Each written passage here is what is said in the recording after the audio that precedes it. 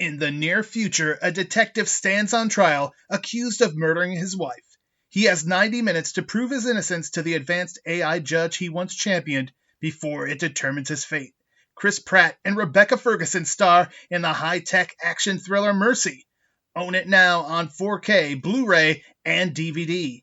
And for listeners of the Bulletproof podcast, you can check out bulletproofaction.com right now for your chance to win a Blu-ray copy of Mercy.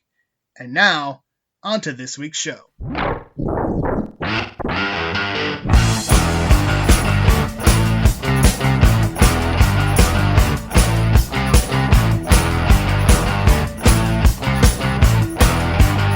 Action fanatics, welcome to another edition of the Bulletproof podcast. I'm your host, Chris the Brain, and joining me once again, it is the Toyman, Chris DePetrillo.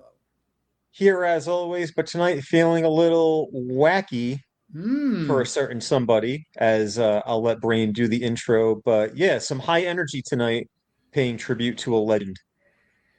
And another wacky member of the team here, it's Ryan Campbell.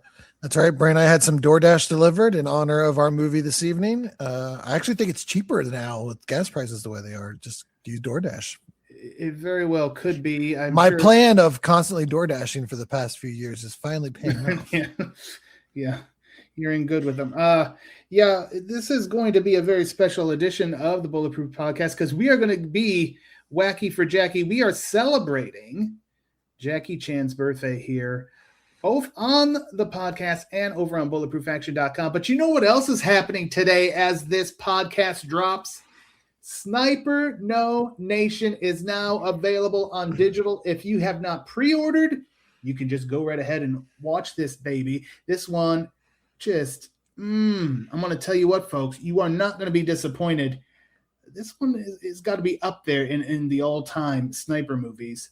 And you can check out right now on our YouTube channel, I interviewed the star of the movie himself, Chad Michael Collins, over on the Bulletproof Spotlight. Ryan Campbell, very exciting. Oh, I love it. And that's a good interview too. I mean, it's a good 28-minute interview. So, I mean, it wasn't just like a quick hit, press tour, give you a few sound bites. You guys had a pretty good long discussion. And yeah, I mean, CMC, man among men, just one of the best guys, friend of the pod, all those things. Movie's great. Support the people that support us, I love it. More things like that is fun. It's always cool when we get to do some stuff like this, but the interview is really good. I encourage everyone to go check it out. Yeah. I mean, CMC is a class individual. I mean, if this movie sucked, I'd be like, you should just watch it because he's such a great guy. But no, this movie doesn't even come anywhere near. This is an awesome entry in the Sniper saga. And it looks so different than the last one. Yeah. Completely different. A lot of the same characters, but the vibe completely shifted, and it's cool when they can kind of, when you got someone like CMC that can do so many different things, so multifaceted, and you guys talk about that in the interview, all the different stuff he's doing right now. Yeah, and again, The Last Stand was pretty much universally praised as well. Yeah. I mean, I loved it. I know, we all were big fans of it, and that one felt different from its predecessors. So we're actually seeing not just the continuation of the franchise, but the evolution of the Sniper franchise. And that's why they're up to 12, because you can't just keep doing the same thing over and over again. They tweak it and it's changed, and everyone has their own feel to it. And yeah, this one just feels bigger. And again, you watch it, you'll see what we're talking about. So again, you can check out the movie for sure. We want you to do that, but also check out my interview with Chad Michael Collins. And of course, on bulletproofaction.com, you could read the Toyman's review of Sniper No Nation. Yes, doing double duty this week as well, because not only will you see a review of Sniper No Nation as part of the ongoing No Surrender Cinema column that I love to write and have all of you great people read in addition to listening to this podcast, but Amazon is delivering the final season of a show that I have been a big fan of. I adore the comic series that it is based on. Of course, I am talking about the final season of The Boys, which we will be discussing also in No Surrender Cinema. Well, you see, you're talking about double duty, but Ryan Campbell is not going to be outdone because he's got triple duty this week. That's right. That's right. We've got the ongoing, a few week crossover. We're getting down towards the end, but Invincible, you mentioned Toyman, they are on their final season. Kind of crazy that right now we are getting Invincible, Daredevil, and The Boys like all at the same time, which is pretty crazy. But beyond that, we are wrapping up Monarch. Yes, we're still writing those reviews. Eventually someone's going to find them. And we have the new Star Wars animated series, Maul, Shadow Lord. I know you all out there love Maul, and I'm super excited about the series. It looks really good. The trailers look good. The animation style, which is the typical Lucasfilm animation, but with a little bit of a twist on it, looks awesome. I'm excited about it. But yeah, I'll be busy in the TV wing of BPA headquarters. And as I said earlier, not only are we talking Jackie Chan here on the podcast, I've got a very special Jackie Chan from A to Z right now. If you check out bulletproofaction.com, you can read that as we celebrate Jackie Chan's birthday. And we're going to do so by talking about one of my Jackie Chan favorites. This one, Wheels on Meals, released in Hong Kong originally on August 17th, 1984. Toyman, when did you first see Wheels on Meals? Wheels on Meals, I probably did not see until I was it's probably like my late teens, early 20s, because my earliest memories of Jackie Chan were seeing The Protector, obviously, right, is, him and Danny Aiello. So it wasn't until I was a little bit older, a little bit wiser, hitting up different video stores that I started going into his back catalog. But this movie, I've got an affinity for this movie. I'm not going to bury the lead. We can talk about it as it goes on. But to celebrate Whacky for Jackie, this was an appropriate pick by you, Brain. Yeah, I wanted something fun. And I mean, most of Jackie Chan's movies, especially from back in the day, have that fun element to it. But this one, maybe a little bit more. It's just a great film. And I'm assuming, as I always do, that this was your first time watching it, Ryan Campbell. Correct, yeah, but I do love this era of Jackie Chan, kind of before he came over Right. to the U.S. and kind of, not to say typecast it, but they kind of he played a lot of his roles the same in a way, kind of when he got over to the States. So seeing like his stuff prior to that, where I feel like he does kind of bring a little bit more variety, and you can see like he feels more natural. I kind of love watching some of these like early Jackie Chan stuff like this.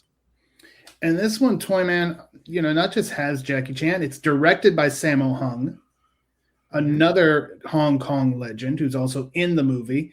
And you may be wondering out there, why is it called Wheels on Meals? An appropriately wacky title. Instead of what you would expect it to be, Meals on Wheels. But Golden Harvest kind of got a little antsy, a little superstitious about movies that began with the letter M, because the prior 2 years they had Megaforce and one that Ryan Campbell's trying to find desperately, Menage a Trois. And both of them just tanked. So they were like, it's the M, put the wheels before the meals. So that's how we got Wheels on Meals.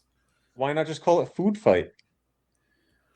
Well, see, this is you should have been working for Golden Harvest back Should have in been doing marketing for Golden Harvest. But instead, you were busy watching Falcon's Crest. Now, listen.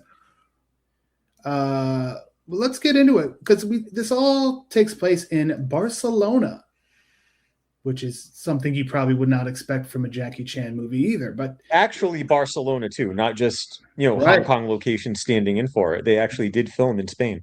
I thought it was Italy. no, sir, it's Barcelona. Because like you were talking about Italians early on. I thought it was. Well, there's, it's a melting pot over there in Barcelona. it's I mean, if somebody from Hong Kong could be there, somebody from Italy could be there. It's Europe's melting pot, It is. And we meet our two main characters. They're cousins. David, played by Yuen, and Thomas is Jackie Chan. And if you said that's probably not their names that their parents gave them, you'd be correct. But in the dubbed version, they're David and Thomas. And we kind of see their morning routine, and they have an interesting bedroom setup, Ryan Campbell. One room, two doors. Yeah, it I guess adds to the kind of tight, confined feeling that you get from these small European towns, but they make it work, Brain. They do. So that's a good visual gag right from the start. We get to see them doing a little exercise. They spar a bit, then they get ready because they have to get to their food truck business. But when they're trying to leave, somebody's getting into their home. It's the cheating husband of a neighbor that lives next door, and he's hiding from his very angry wife. So then, Toyman, they have to take an alternate route to get out of their apartment. Yeah, we're starting with the first enemy of the film is not someone that they need to beat up, but they just need to kind of avoid the conflict because their neighbor is a philanderer. Yeah, oh yeah, And yeah. His wife is, you think about like, oh, you got the annoying neighbors or the old neighbors or anything like that, and she is rightfully enraged because his actions is just causing chaos for the cousins. Yeah, so they jump out the window onto the canopy of the. We get a Jackie stunt within the first Oh yeah, 3 First minutes of 5 the minutes, film. yeah. Yeah. Three minutes, yeah. so we get to see that, and then they're washing their food truck on the street, which one might think is probably not legal, and we'll get to that. But an Englishman drives by, and he's like, "Cheerio, oh, to a chop," and or whatever, and then good. and he says, "Well, I had a lot of practice." Yeah, I thought Alfred had joined us for a minute there. You better believe it. The whole of the world is watching this. Listen now, Englishman stops and says he needs directions to someplace, and it's Thomas who gives him the directions, I believe. Yeah, and he's like, if you got to look If for the you can fountain. call him that. If the fountain's working, well, Yep. what if it isn't working? So the most ridiculous directions possible. Meanwhile, David is on the other side of the truck, and he is distracted by a woman walking down the street. So much that when he goes to dump the water on what he believes is the truck, he actually dumps it on a police officer. A little bit of a Three Stooges Oh, yeah. inspiration. And you get a lot of that in these Hong Kong comedies. Something like this, you mentioned it was released in 1984. Not only do you get the kung fu action, but it's like a throwback comedy because you get like those Three Stooges, Abbott and Costello style routines. Right. But this also feels like a true of the time comedy. Yeah. So like when you're watching it, you've got that 80s comedy vibe that you would get from something like, Bachelor Party or Trading Places or something like that, aside from all of the fighting and action going on. Right. If this was an American film, though, he would have probably dumped the water on the woman, and she would have been wearing like a white T-shirt. Well, we already saw that she had no bra on, so that's about as risque as we True. got in that scene. Make them bounce. All right. So then we go from there. We have to meet our third stooge, so to speak, Moby, played by Sammo Hung, who again is also the director of this one. He works for a private detective named Matt, and he's practicing his private detective work because he gets into the office before his boss, and he's kind of snooping around. Then in comes his boss, Toyman. Who would expect this man to be? This is almost as unexpected as Jack Klugman being in a Bruceploitation movie. Yeah, are you talking about her? I was almost going to call. Herb Edelman was Dorothy's husband on The Golden Girls. Right. For those Stan. who are familiar with Stanley, very much hated by Estelle Getty's character of Sophia. Famous character actor, just popping up in this random, well, not so random to us action fans, but randomly popping up in a Jackie Chan movie a mere 2 years before being on The Golden Girls regularly. Right. And yeah, I'd have to check the stats, but he may be, other than the Golden Girls, the character who appeared in the most episodes. For sure. Wouldn't surprise me. This one, and this, Ryan, I know I mentioned this to you some time back, that I had an idea, and this is part of where that came from, is that the Golden Girls is at the center of the action universe. Ooh, yes. And from the Golden Girls, you can branch off into we'll have to do that sometime. I think we talked about how it sounds like exactly like the type of YouTube long form commentary video. Yes. That shockingly do really well. Yeah. So People love that shit. We'll have to get on that. Maybe, one of us may have a lot of free time on his hands coming up. So, so get you some red string. Yep, get some red string and some newspaper clippings, a blank wall, and let me know when you're ready. I'll go to town. Yeah. But yeah, we find out that maybe things aren't all that well at the detective agency because the electricity's been shut off, the phone has been shut off, and oh yeah, there's a guy looking for you, Matt. Oh, what? What time's he going to be here? At noon, and that's like 10 minutes from now. Okay, well, you know what? You're in charge now, and we never see Matt again, Toyman. That was it. Was he just in Spain vacationing, and they said, "Hey, come here." How do you think this came about? It's funny because you mentioned how it's a melting pot, and we've got Englishmen and Italians and everything, and everybody who is not the two cousins seem to have some type of quirk. Like we've got the philandering Italian husband. Now we've got the disappearing English detective. It's like, what's wrong with all of these people around here? Everybody seems to have something negative going on. But I don't know if this was just like a walk-on role, if he was doing a favor for someone. But this does lead to the running gag later in the film, and we'll get there shortly, where Moby, Sammo Hung's character, is kind of bragging about how he's in charge of the detective agency, and people keep congratulating him in a certain way, which affects his ability to detect anything. Right. So yeah, as soon as Matt leaves, he says, "Oh, I can't wait to tell my friends about my promotion," and then in comes the Englishman, who was apparently those directions worked somewhat because he makes it to where he wanted it to be, and this is the private detective agency. And he hires Moby to find the child of a woman named Gloria. And it's highly confidential, and there's only 2 weeks to accomplish this task. But at this point, it's money, and Moby's going to take it. Now, Ryan Campbell, we get to see David and Thomas at work, and we get to see their food truck. And this isn't any food truck. It's a very high-tech food truck. Oh man, it's a heck of a food truck. And Brain, I used to work in construction back in the day. I did some roofing, and these trucks used to show up on the job site quite a lot. And they'd show up around noontime, and they pop open the side things. There's all these snacks and things you grab, and some sandwiches and all that. But nothing like this thing, Brain. No. It's got like the pop out bars and seats and everything, and they press the doo dap beep beep and boop boops, and it's got the screen readout and everything that I guess doesn't really provide anything.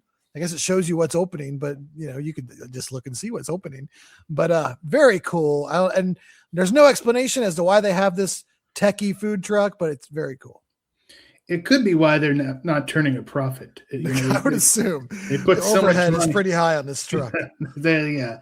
So David, he's the one who cooks, and Thomas goes around taking orders on his skateboard. They got a pretty good setup there. They're like in a very busy square. Yeah. Mm-hmm. In the summer in Barcelona. A lot of tourists. Yeah. It's perfect. It's the perfect spot. However, some motorcycle toughs show up, and they're just ripping and roaring all over that square, doing crazy stunts. People are getting out of the way. And fumes all over the food. Oh yeah. Then they stop. When they actually stop, it's like, okay, at least they've stopped. No, it's worse because they're just right there by the food truck, exhaust coming there. People are like, oh, we must leave. So they do. So now it's like, okay, you guys got to get the hell out of our area. We're trying to run a business here. So we get this a little bit more action here, Toyman, with both David and Thomas getting into it with these bikers. Yep. And for as meek as they are, especially with, David kind of being like they call him Poindexter, and he's kind of like the geek. They're not shy about getting into a confrontation.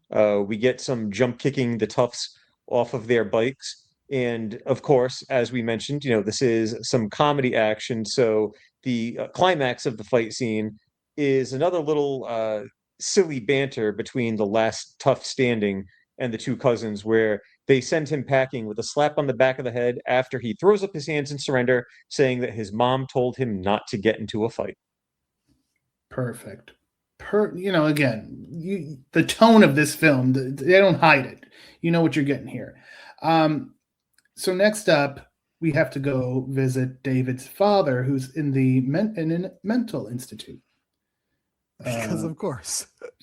Yeah, I guess I don't know. Is that why they came here? Did they have to send or did they all? I don't know. Yeah, I was don't this like know. the best possible care for him was in Barcelona? So they're like, why don't we start a food truck business there? Or were they all there? Did his father pay for that expensive food truck, and then it was in financial stress that caused him to have it? I don't know. Again, we don't care. They go see him, and when they get there, though, they get a flat tire. And who's there to help them with this conundrum but a mental patient, Ryan Campbell? Yeah. There's always mental patients just roaming around, or these facilities unattended to fix tires. Who hasn't had that happen when you're driving around mental institutions? Yes, exactly. When they finally get inside, there's also the guy who thinks he's a clock. He's interesting. And then they get in to see David's dad, who's fishing. Like, he's just got a bowl of water by his bed, and he's fishing. But he's like, "Hey, David, have you found a girlfriend yet?" Do you think they like joust with On the roof? On the roof and wheelchairs? Possibly. Yeah, that's true. We may have to have mental institution of the year. World's most dangerous mental institution. For that, yeah, that too could be.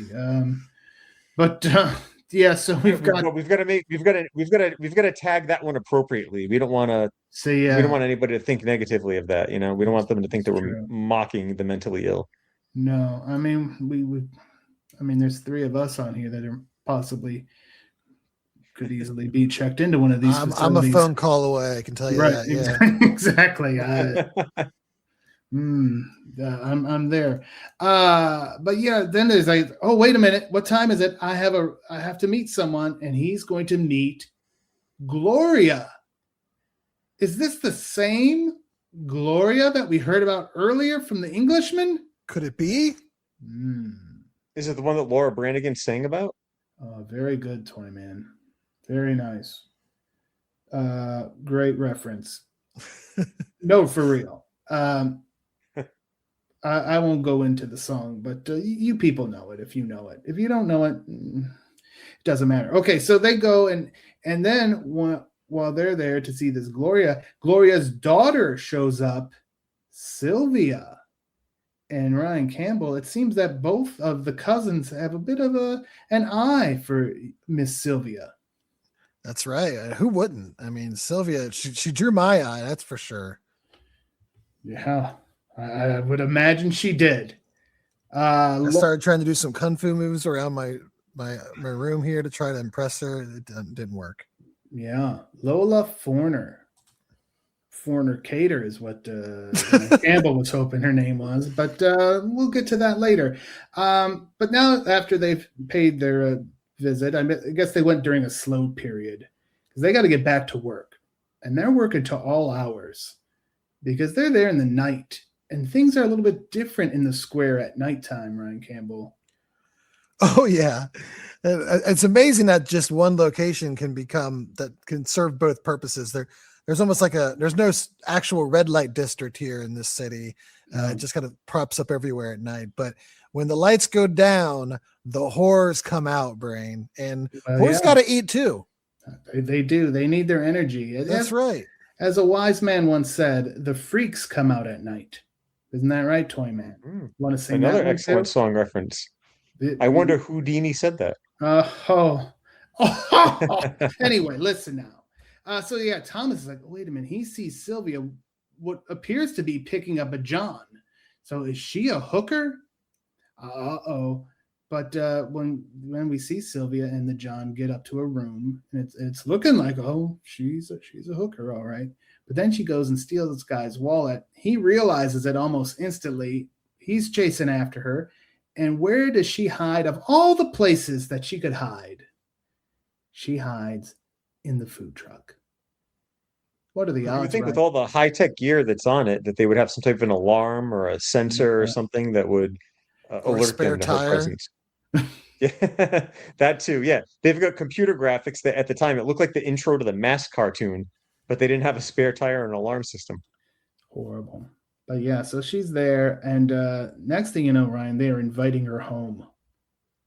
Well, yeah. I mean, who wouldn't? That'd be the first thing out of my mouth too. Especially if I found her in my food truck, that's a really good icebreaker, brain. Like, I mean, I'm kind of nervous. I'm not really good about walking up and talking to women. So Yeah, I need that like catalyst event to kind of yeah, break the ice. And I feel like that'd be a perfect opportunity. yeah. If there was like one kneeling down in your food truck Yeah, while you were standing there, that's perfect. thank you. Let's find out what's going on with Moby though, Toyman. We haven't seen him for a while. No, Moby is detecting. He's back on the job. Well, not back on the job, but he's all dressed up and ready to go for his spot as the head detective, not to be confused with the skit from In Living Color. And this is where he spends more time toasting to his promotion and telling everybody to keep it a secret. But the more people he tells, the more it gets around the bar. And before you know it, Moby is literally drinking out of the can't think of the fancy term. I was gonna say like the wine bottle, but the little thing that they keep at the table to pour into your wine glass. It goes from sip to chug to I can't get drunk. I can't get drunk. That's what he's telling everybody. And before you know it, we've got a tipsy detective. We do. Oh, Moby, will you ever win? Go back to the apartment. David and Thomas are talking like, okay, this woman steals money. Let's take a bunch of our money and hide it. Keep some in our wallet. So if she takes, if she steals from our wallet, it's just a couple bucks. But let's hide most of our money. So they do that. They think they've outsmarted this woman, who is in their shower, by the way. So they have the chance to do this without her knowing. And then when she gets out, they're fawning all over her. Oh, do you want some water? Do you want some milk? Do you need here's a pillow? Here's some blankets. And it just, again, Ryan Campbell, both of these men obviously smitten by this woman. Yeah, and props to them. They never really let it get in between them.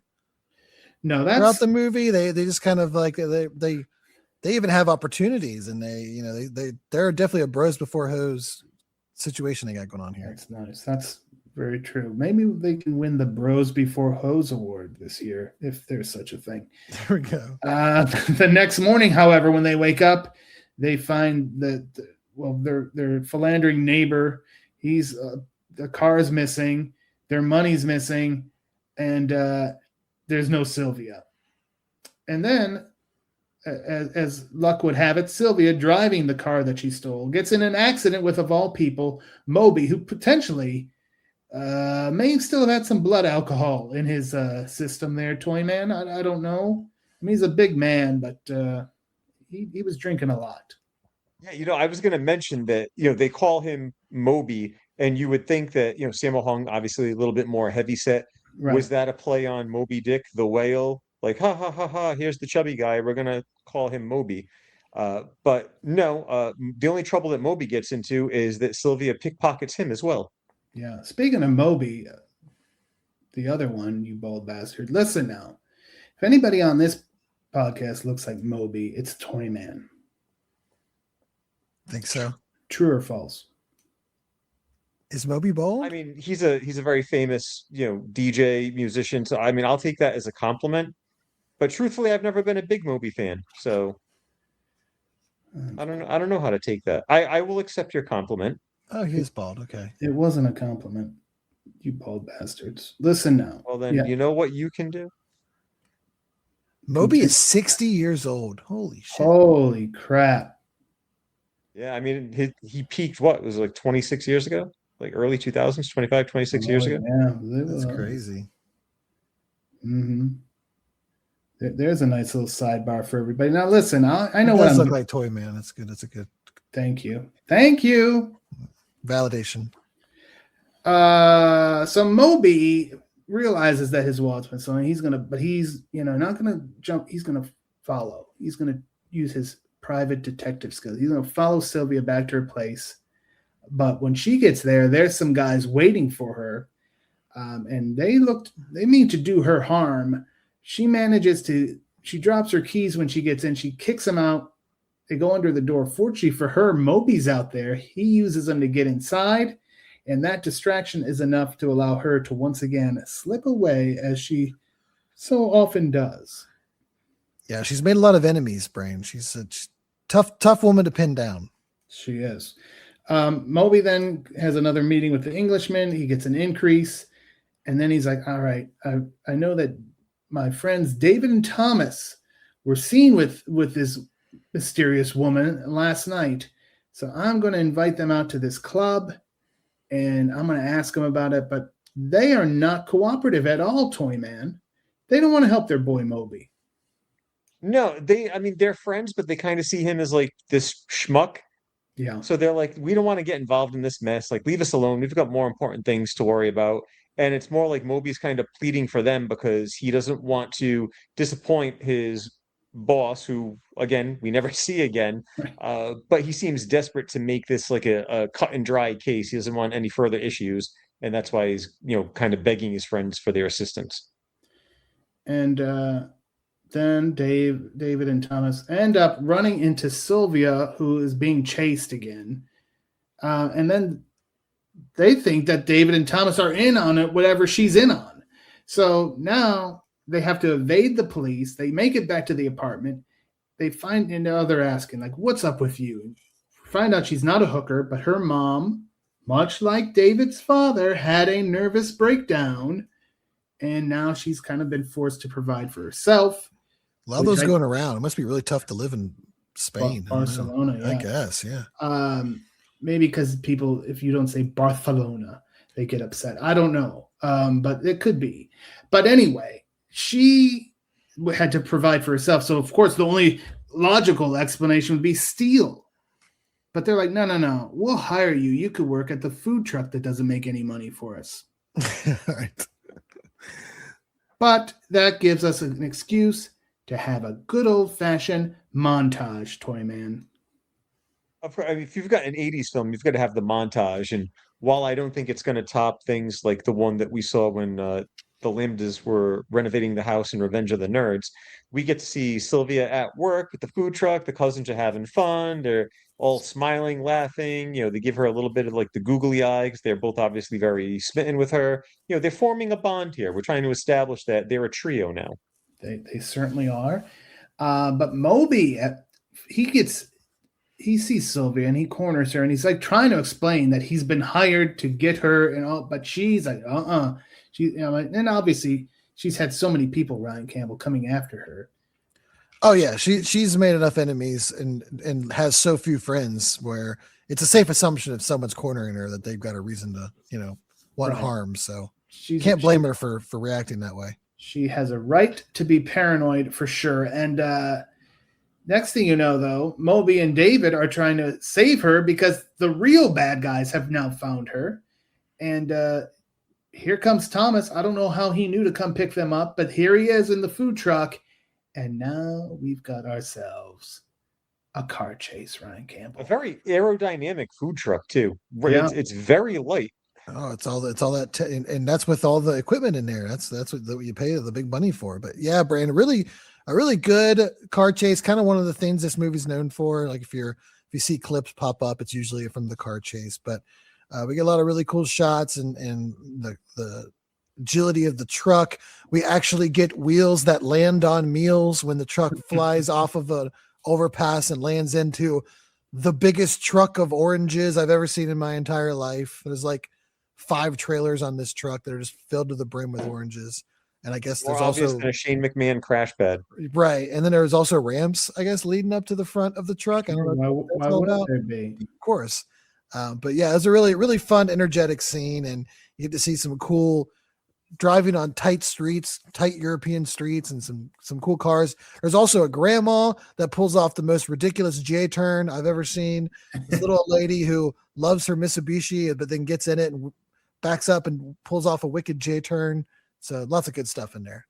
Yeah, they use like the condiment thing to spray the guys chasing them. Yeah. They cover the windshield and beautiful. All that stuff is apparently hooked up at all times. It's ready to go. This is a great truck. So now they've done it. And Moby, he makes an exit the hard way out of that food truck. But we see the bad guys, and they're reporting. Our first look now, Toyman, at our big bad, Mondale. And more important than Mondale, but Mondale's henchmen, two action legends in their own right.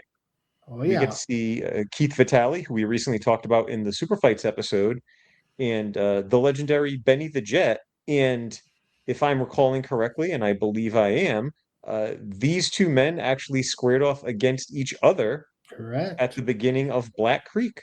That is correct. Yes, I was about to say the same thing. So yeah, we've covered a lot of Benny the Jet and Keith Vitali. That well, not a lot. This is our third Keith Vitali.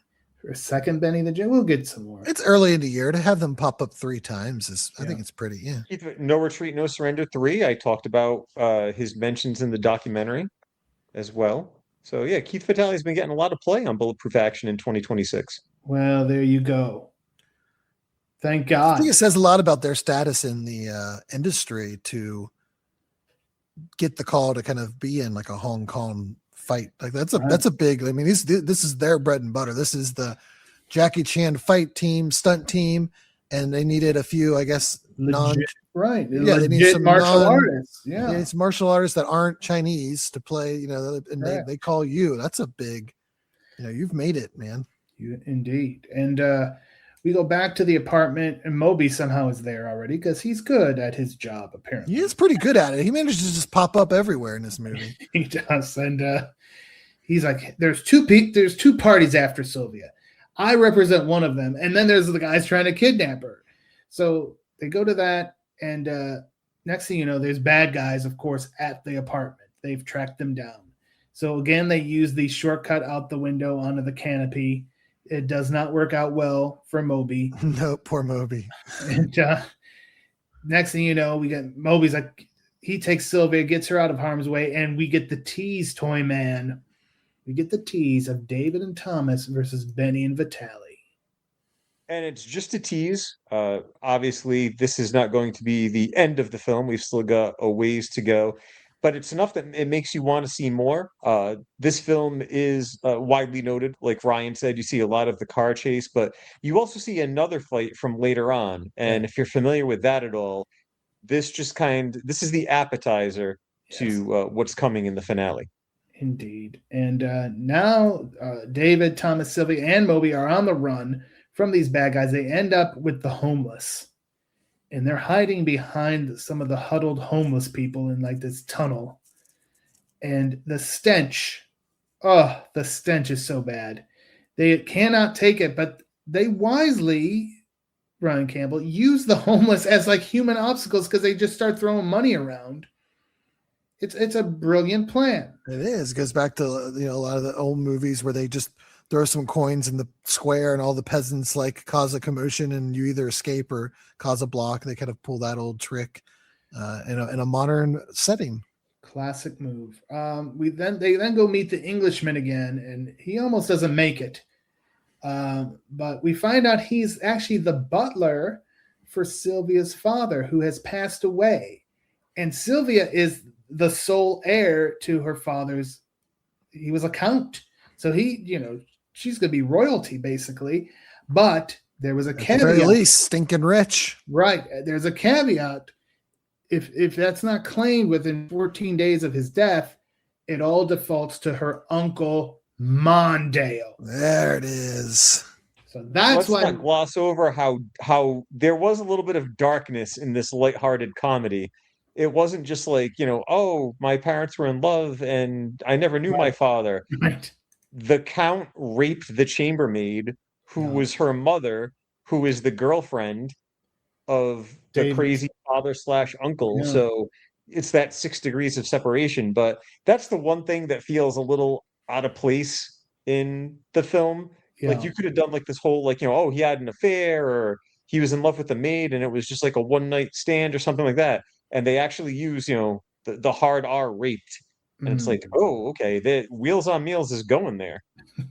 Well, yes, that was the did stand out a bit there. But so now they're like, okay, well, if we know this, maybe the bad guys may realize that, so we better go get Sylvia's mom.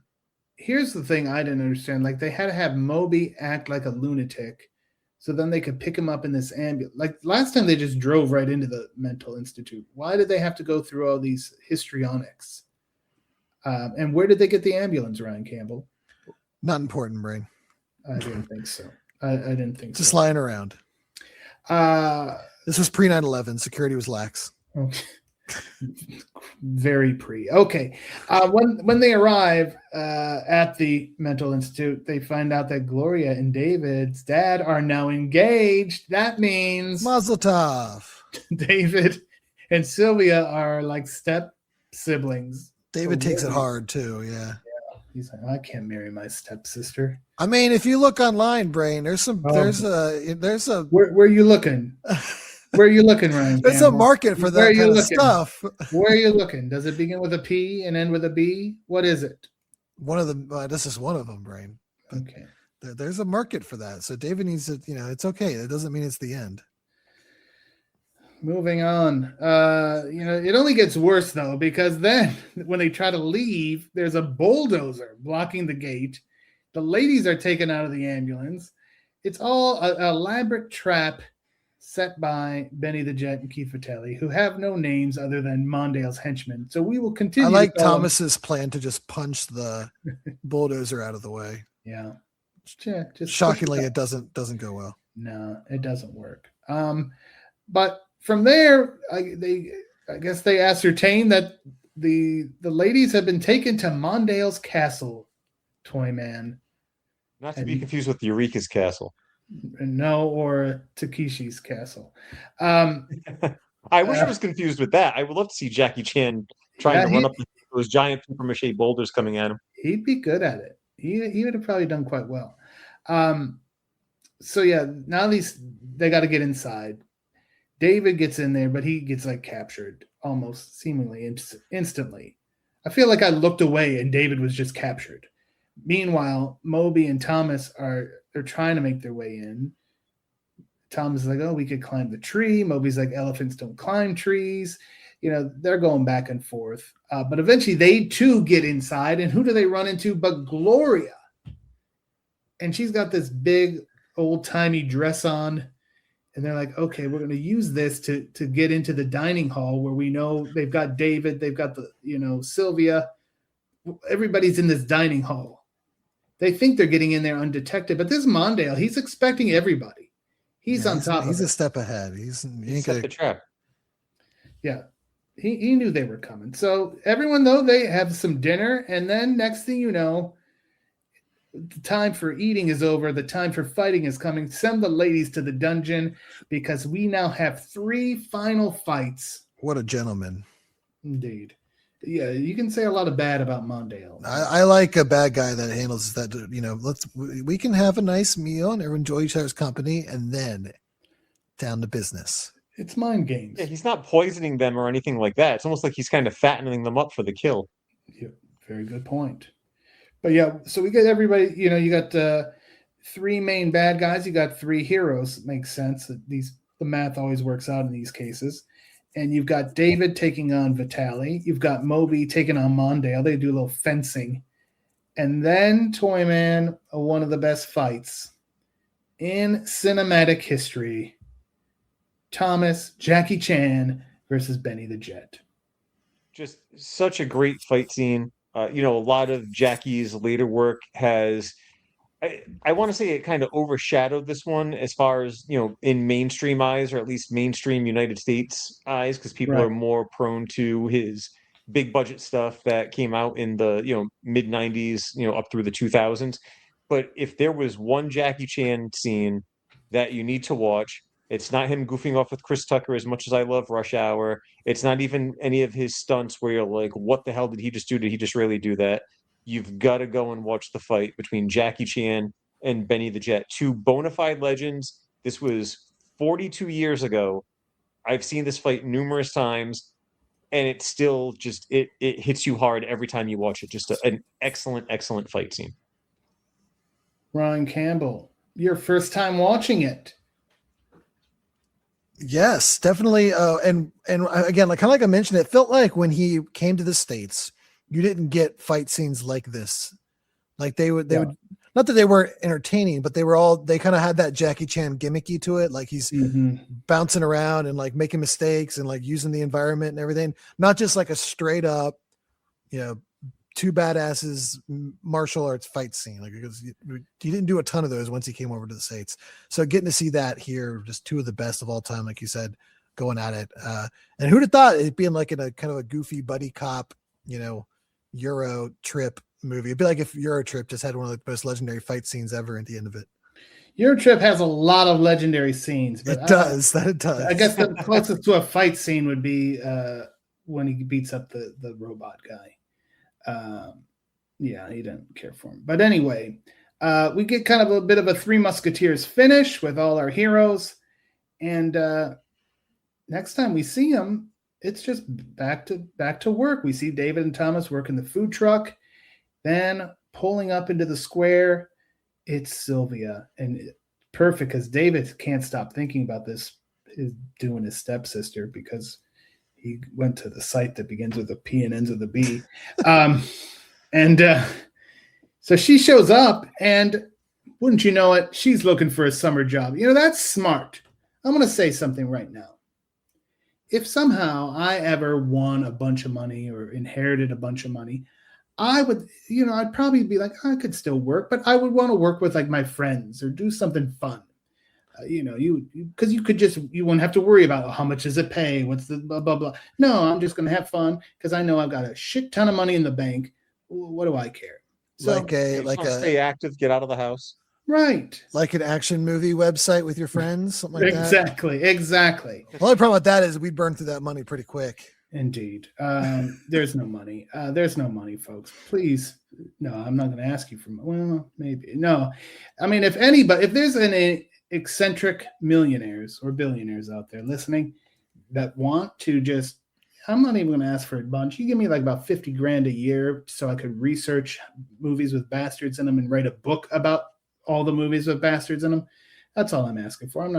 I just need. We're going to get so many Nigerian Prince emails now, Brandon. We'll give you early access to our Patreon where you can see the production process for the Golden Girls doc. Oh yeah, that too. Yeah. Oh, you're going to have early access. Maybe we should set up a Kickstarter. You'll finally see that watch along that Brain and I did for American Ninja 2 5 years ago. Yeah, we could do a lot. We could be doing a lot. But so anyway, she's looking for a summer job. Then comes Moby. He's got a nice happy ending too, because he's now a licensed private detective. He earned it on this case. He did. And the whole thing of finding Sylvia wasn't even difficult for him. Like, he found him right away. He's good. He's a natural. And then though he's like, hey, I've got another case, rescuing an African president from some cannibals. But that doesn't go over well with his friends at all. So you're shit out of luck, Moby. And we go to our end credits. Ryan Campbell, your first time watching Wheels on Meals. Your thoughts? I really enjoyed it, Brian. Like we talked about, it was one of those fun, just the way that kind of Hong Kong cinema was done then, where like we were kind of joking about it. If like it's a Dumb and Dumber like plot, but they're like, well, we got to put kung fu in it. It's got to have martial arts in it. So it's everything had that, like whether it was a romantic comedy, a buddy comedy, road trip movie, or whatever, or like Toyman said, a high school, degenerate comedy, and then it just would just throw some fight scenes in there. So a completely different cinema than what you get from anywhere else in the world, and it's always fun to kind of go back and see one of the best ever do it. High School USA is probably what Toyman was thinking of, but Toyman, your thoughts? This is a great look at the pre-American breakout Jackie Chan. I mentioned the fight scene, and it's amazing how one of his greatest, not only one of his greatest fight scenes of all time, possibly his greatest fight scene, but one of the greatest fight scenes in action movie history comes from such a silly movie. It's got just excellent Hong Kong level polished action, but it's got that goofy 80s charm. Like, you could put this on the shelf next to anything, other Raymond Chow, Golden Harvest films, put it next to your ninja movies, or you could put it next to Weird Science and Hot Dog the movie and stuff like that, and it would fit right at home in either genre, in either collection. But it's just a fun, silly movie. Yuen Bao was doing, Righting Wrongs, which is about as far away Mhm. as far as plot and tone as you could get from Wheels on Meals, and that only came 2 years later. So it's nice to just see kind of the variety in the catalog of what this Hong Kong output was at the time. Yeah, yeah, definitely. And you mentioned Hot Dog the movie. That's one I have not seen, and I don't remember. I remember that one being a late night. Like I wasn't supposed to be Oh, watching for sure. That it. was late night HBO when we were kids. The I, I, Chinese Downhill. I wasn't supposed to be watching it. I wanted to say, they had tried the first time they tried making Jackie Chan a star in the United States was Battle Creek Brawl, and that was 1980. Yes, yeah. You got to wonder. Sometimes you got to think it's a good thing. Would we have had all these other movies that he did? I know they, definitely say The Protector. The Protector did not do well, and because of that, we got all the Police Story movies. So. Again, if Battle Creek Brawl had done well, we wouldn't have gotten necessarily Wheels on Meals or Project A or any of these other ones. So things happen for a reason, I guess is what I'm trying to say here. And do you know what Wheels on Meals did inspire? Something that I don't know about Ryan Campbell. We'll find out momentarily, but I'm sure it was a major part of your childhood. It inspired the famous Kung Fu video game. Did it now? I didn't know that. And if you pay further attention, it inspired it so much that the protagonist is named Thomas, who has to save his kidnapped girlfriend, Sylvia. Very interesting. There you go, folks. This is it. Ryan Campbell, did you play Kung Fu for the NES or in the arcade? I did not know. We had an NES, but I was more Sega. Like, Gotcha. that was one of my first. We did, like I said, we had an NES. I had like Mario and I had Teenage Mutant Ninja Turtles game on it, but Sega was the first real. Like I was old enough to know what was going on. Yeah. Well, there you go. Wheels on Meals, one I had not seen in a bit. Glad that I rewatched it. Glad we got to talk about it here because you know what? Jackie Chan, he deserves it. It's his birthday, and he really deserves a whole week, if you ask me. He deserves a whole week, but we at least gave him a day. Thank you very much, Disney, Sony, Amazon, and Apple. That's what he gets for having a birthday at the start of a new quarter, Brain. His sweeps and stuff, Well, we got it here. We're wacky for Jackie here on the podcast. And again, check out bulletproofaction.com for my Jackie Chan from A to Z to celebrate one of the all-time greats in the action world, Jackie Chan. You know what?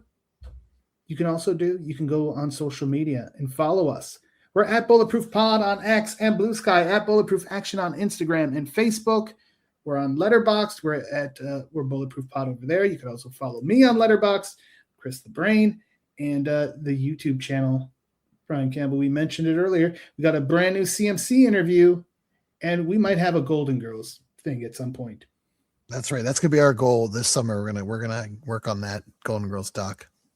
And so do all those things. If you again, if you were subscribed, you would have already known. You wouldn't need to listen to me say, hey, we've got an interview with Chad. It would have already popped up on your little thing and said, oh, they interviewed Chad Michael Collins. Holy shit. I need to watch that. So there you go. I wanted to make a note. I mentioned this a couple weeks back. It is hitting next week. My guest spot on the Direct to Video Connoisseur podcast with our good friend Matt Pereira. We talked Detention, starring Dolph Lundgren. So that one's coming up next week. Always nice when you get to go talk to Matt. That's always a good conversation. I like to check those out.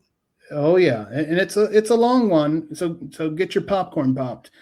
We do get off on some tangents. I think Everclear may have been a big part of that one. And there's also a certain body part that I kept mentioning. That's the tease I'm going to give you. So check that out. But know what? That's next week on his pod. Know what's happening on this podcast next week. It's a big one. Oh, I'm looking at the numbers here, Brain.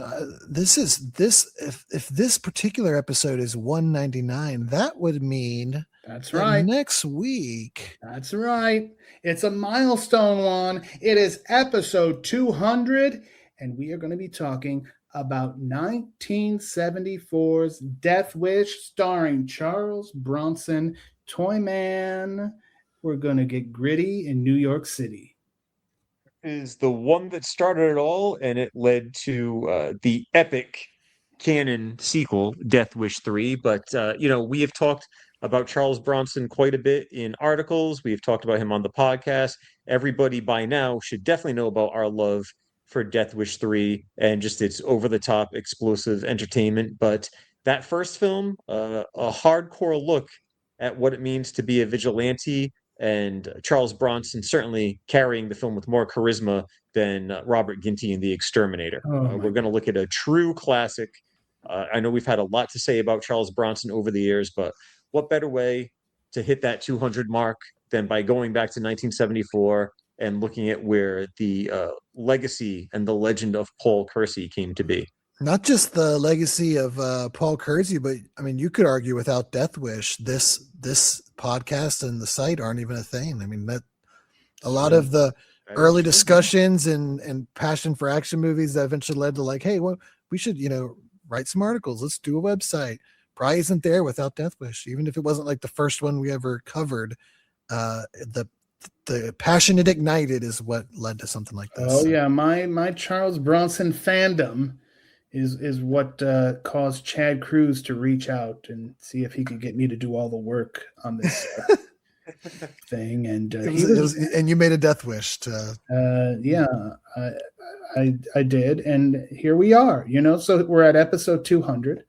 We're going to be celebrating our 12th actionversary on the site in the summer. So yeah, we've come a long way from that early.